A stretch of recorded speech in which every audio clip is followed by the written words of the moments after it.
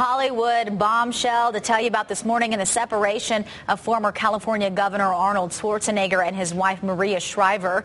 The LA Times is now reporting that Schwarzenegger fathered a child with a member of their household staff.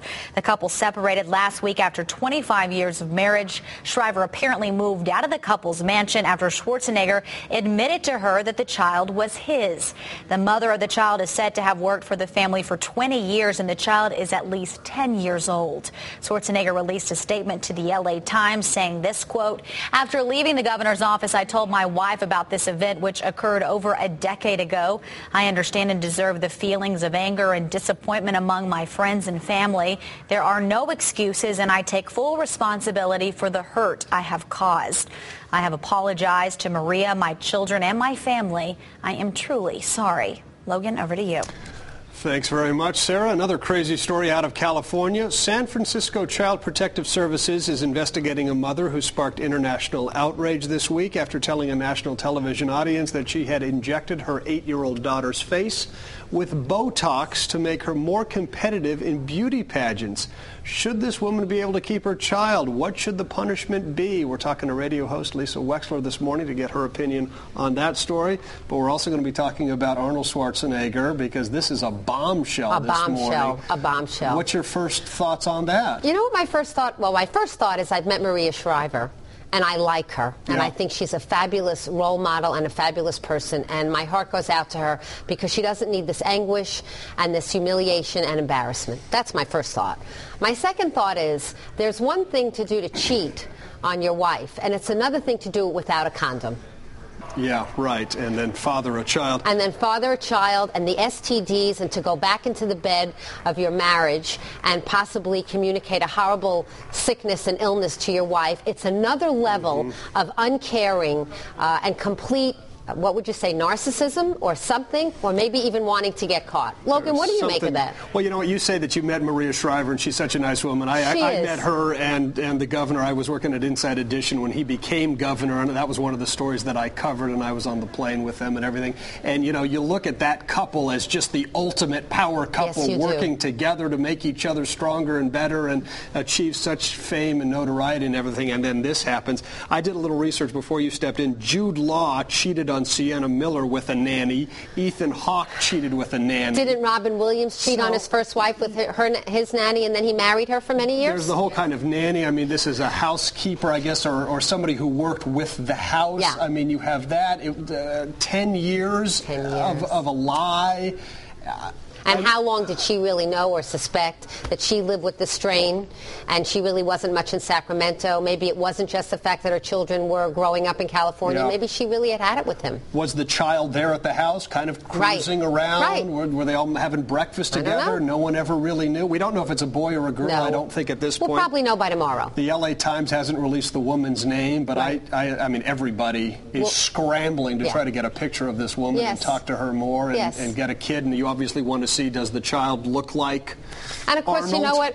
you know what, Logan? There's the Kennedy legacy of men fooling around on their wives and women. That's another good point. And Maria came from probably the only intact marriage that we know of. Sergeant Shriver was never accused of philandering.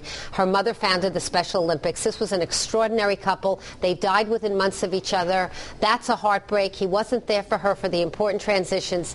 Now we find out that he's been screwing around, and who knows with how many more women. And you know what? And the idea of making a baby with someone is, again, as I said, it's another level of cheating and maybe even wanting to get caught. How is she getting through this? I mean, because you talk about the recent deaths in the family. You talk about the Kennedy legacy of so many deaths in the family, and now this. And oh, my goodness. It's terrible for her. All right. But I like her. Yeah. And I think she'll be okay. I think she is, too. She's got family and She's got family and friends and a strong core. Right. All right. Well, we'll wish her all the best. Let's move on to another crazy case. What's going on in the water out in California? It's a San Francisco woman. She's got an 8-year-old daughter, and apparently she's putting the kid in the beauty pageant, and she says as a result of that she wants to make the kid look perfect, and so she's doing Botox. She's not having a doctor do Botox, which was probably bad enough, but she's doing it herself. herself. So you've got the fact that she's given the kid Botox and she's doing it herself. This is a medical procedure. How many levels does this story say to you, click, click, click, this is wrong? First of all, it's clearly physical abuse. There's no question in my mind that it's child abuse to inject poison in an 8-year-old for no reason whatsoever. Then there is the issue of that she got it online. She's a woman from Birmingham, England, and now they're saying they don't know if she ever really lived in California. They question her residency. She bragged about it to The Sun out in the UK in the newspaper, and that's how Good Morning America picked it up. I'll tell you something else. I was very concerned that Good Morning America was there to witness this, and nobody intervened. You know, if you watched a child being walked on hot coals by a parent, for the sake of the camera, would you allow the child to walk on the hot coals? This mother was injecting poison into a child's face. She didn't have a nursing license, a medical license. There's no medical necessity for it. Where is the press to even allow it? You know, I didn't put those two and two together. I saw the video, obviously, and I didn't know if maybe somebody else shot the video. No, I think they were there. Well, I think if, as a news organization, you go to a situation like that and you encourage the mother to actually inject the child with the Botox, yeah, there's probably an issue there. There's probably an issue there. That was my impression. Maybe I'm wrong, but my impression was that they were there, that they filmed it. In any event, there's so much wrong with it. And then I was thinking this morning, this child grew up for 8 years getting these messages that what she looks like on the outside is the most important thing, but also believing that her mother loved her. Right? Her mother would say to her, I love you and that's why I'm doing this, to make you more beautiful. Now the world is telling the daughter, your mother didn't really love you. We have to take your mother away from you because what your mother did was abuse you.